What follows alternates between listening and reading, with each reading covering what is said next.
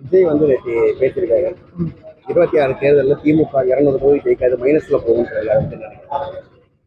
அதெல்லாம் நடந்தா நான் விஜய் வாயில சக்கரை போடுறேங்க. இதுக்கே வந்து அவருக்கு ஆதரவு கொடுக்கலாமே. திருமாவளவன் கூட்டணி விட்டு வெளியே வருவாரா பேசிட்டு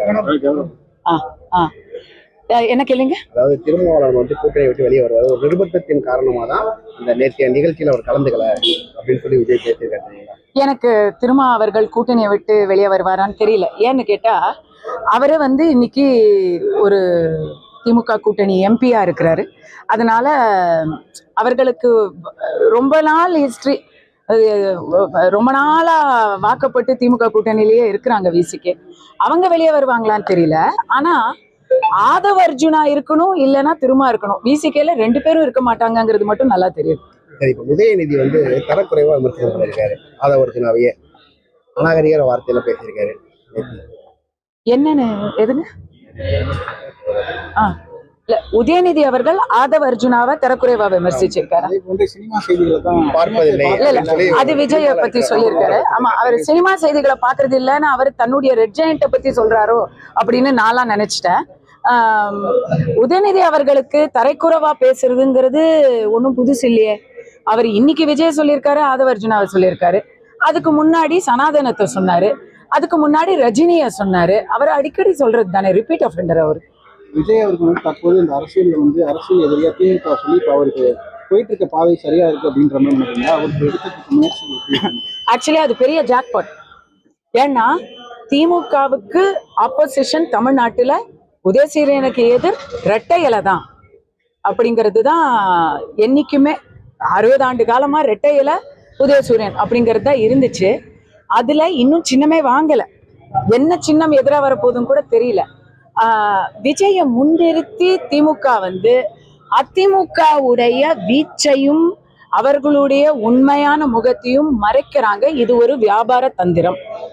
அதே போன்று அமைச்சர்கள் வந்து விஜய் வந்து தற்கொலைன்னு சொல்லி இந்த வார்த்தையை பயன்படுத்தி சேகர் பாபு குறிப்பா வந்து பாபு தற்கொலை அவர் பேச்சுக்கெல்லாம் இது கிடையாது. ஐயா, சேகர் பாபு அவர்களுடைய குட் புக்ஸ்ல கஸ்தூரி ஏற்கனவே இல்லை.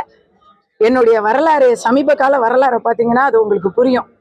அதனால அவரை பத்தின கேள்விக்கு நான் வந்து கடந்து போறேன், பதில் சொல்றேன். 2026 தேர்தலில் எப்படி இருக்கும்னு நினைக்கிறேன்? இன்னும் ஒரு 3 மாசம் போகட்டுமே, சரியா சொல்லுவோமே. இப்போ வந்து கூர்ந்து நானும் கவனிச்சுக்கிட்டு இருக்கேன்.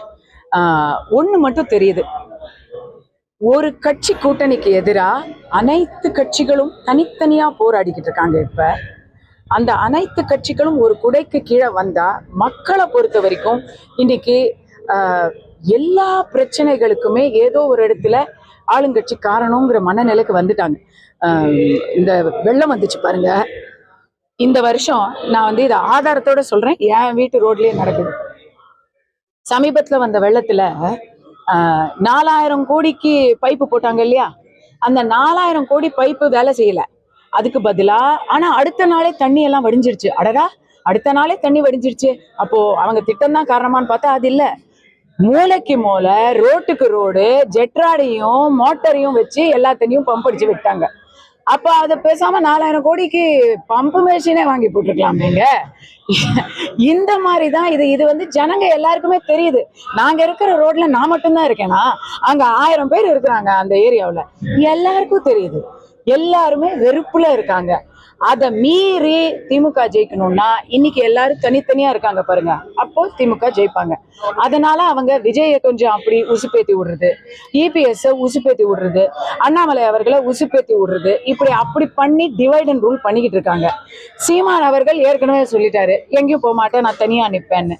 நான்லாம் வந்து எனக்கு வந்து நான் உள்ள போனப்போ முதல் ஆதரவு குரல் கொடுத்தது சீமான் ஐயா.